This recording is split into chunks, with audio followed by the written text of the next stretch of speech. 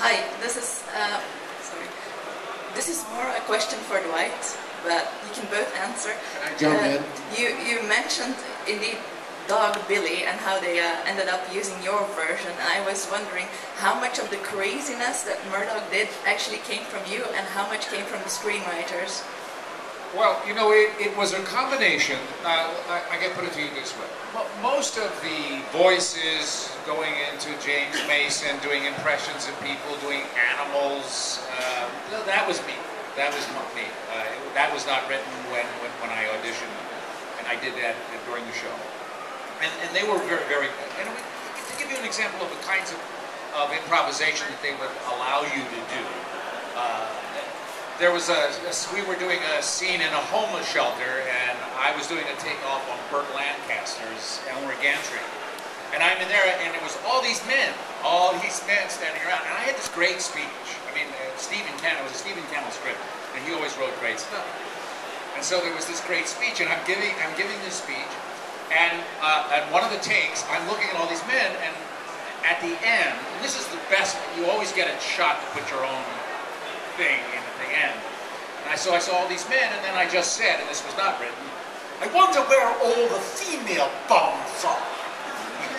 And they kept that in. I mean, that's the kind of thing that, you know, they would keep that sort of thing in. But our biggest problem was frequently we didn't have Stephen J. Cannell writing. They once brought in an entire crew from Saturday morning cartoons. This is true. We never had the same writers. Every year there was a whole new set of writers, which is a real problem for a show when you have, I think, serious actors who are very talented who want the show to be successful. And you wonder where the consistency is. We're the #1 show in the country. Don't you think we should keep doing it? No. We're going to move on, pal. Don't worry. We'll fall across the finish line. I mean, that was their attitude. And, but basically, they pretty much stuck with most of the stuff we improvised. But when it was good writing, you tried to do it. You know, you tried to do it. Thank you. I agree. Hello, Dwight. Can I ask, I know the initials HM, Murdoch, has attributed Howling Mad to it, but did you as an actor ever decide in your own head what the initials could stand for as a name? Actually, it was Howling Mad.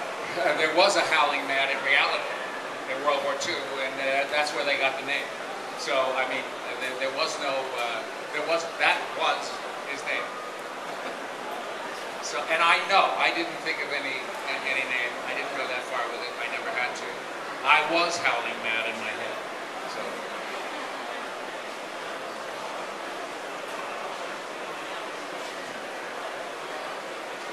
Right, you did some voiceovers. Which character did you like most?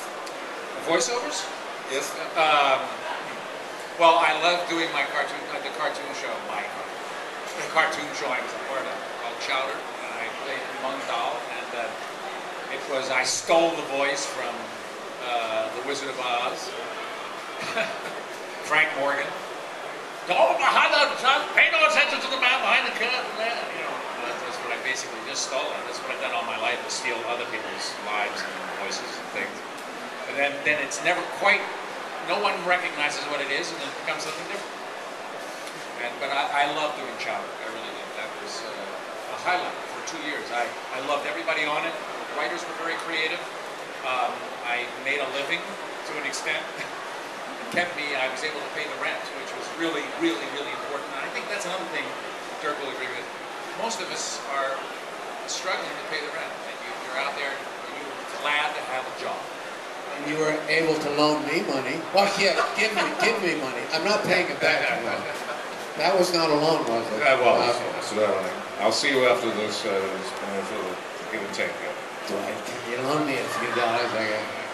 My kid needs new soccer boots. Dwight, the show is a great show. But what do you like most? Movie or theater or voiceovers? Working with me anywhere. Yeah, I did love working with Dirk. He follows me everywhere. It was past tense. I loved the theater, I have to admit. One of the great experiences in life is playing, doing a classic comedy, like to a full house, that is so well crafted, and you come out at the end, and there's just one punchline after the other, and the audience is rolling in the aisles. It's like I guess it's like a great symphony or something, and you know it's going to have the effect. That's one of the great experiences. How do you leave the theater if they're rolling in the aisles? This is what There's a lot of blood, dear. I don't get it. It's like... Ignore the blood, ignore the body of the city. It's just...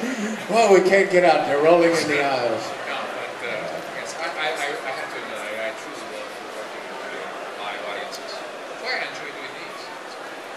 And it's a different kind. It requires a certain discipline. It requires discipline and training. And there's a certain craft to it. It's more about the actor. Television movies is about, well, movies. I mean, it's about the director and the producers and the editors, and they can make anybody a good actor. Just do it over and over and over and over and over and over and over. And you just do it till you finally get something that's close, and then you catch it all together. And, you know, people become good film actors, and there's great film acting, but you don't have to be one in order to become successful. One last question, I'm sorry. I saw the remake movie this summer, and in my opinion it's a very good action movie, but it doesn't capture the spirit of the original series of the A-Team. So what's your opinion about that? I couldn't say it better. I haven't seen the movie, but I have heard. That's what my children said. My two boys went to see it, and that's what they said. It's a really good action movie, but it doesn't have the essence of what the TV show had. But you know, part of that is because it's impossible. We were sort of lightning in the bottle, to be honest. We talk about it after the fact, but there was something about the four personalities. It was just kinetic. You know the word kinetic? It was electric.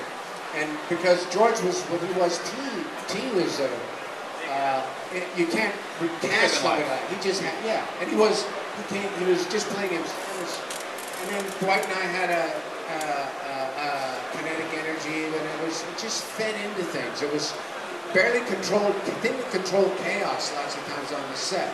And you can't, that's not about talent or anything, it's just personalities of people. And it's hard to find that, even if you got really... On the other hand, is that the other thing is they didn't know, a lot of people didn't understand the TV show. I mean, they didn't understand what made it successful. That what made it successful, part of its charm was its humor and its self-deprecation, its silliness and corniness and lack of seriousness. And so when they made the movie, you know, they wanted to make something that would be spectacular. I did see it, and I loved Charlton Copley, and I went because I met Charlton on the set, and I just fell in love with him. He was terrific, and I saw his audition, which blew me away. He was so good, and I was also coming from South Africa. Dirk, actually, he saw you in South Africa, didn't he? Yes. Dirk, we were shooting the A-Team. Dirk went to South Africa. 1983. And Charlton, it was his 83. favorite television show, and came to see Dirk. And it's amazing to hear this guy talk like this. Dwight, I can't tell you how much I love that show. I did that to meet you and to meet Dirk, and he wanted desperately to do the right thing with everything. And he wanted the show to be very faithful to the original, and it wasn't. And he knew it, and he felt bad about it. But they took, from my opinion, they took something from Hannibal, they took something from Murdoch, they took something from VA, and they gave it to Faceman. And he became bigger than the team.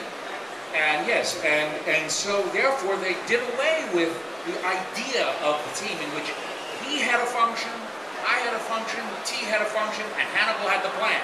And here it was, I love it when a plan comes together, but Faceman, come up with it. You know, that's not the A-Team. And, you know, that's, so to me, and also we helped little people. We went out and we little farmers and shop owners who were being chased by big guys, we helped them. And here was government intrigue and huge, mysterious organizations running around. And, I guess it's updated, but it's not the same thing as helping the little guy. You know, these four guys who really had skills helping little people didn't. And that was missing. It's my critique. We were an ensemble cast, and you can't get movie stars to do ensemble for the most part. I mean, after George Clooney, you do Ocean's 11, and you can get. But Bradley Cooper's he's going to be the next really huge Hollywood movie star, and you're not going to put him into an ensemble movie and let him just do one thing. So. Okay, I'm afraid we're going to have to round this up. Please give him a big thank you, Mr. Dirk Benedict and Mr. Dwight Schultz.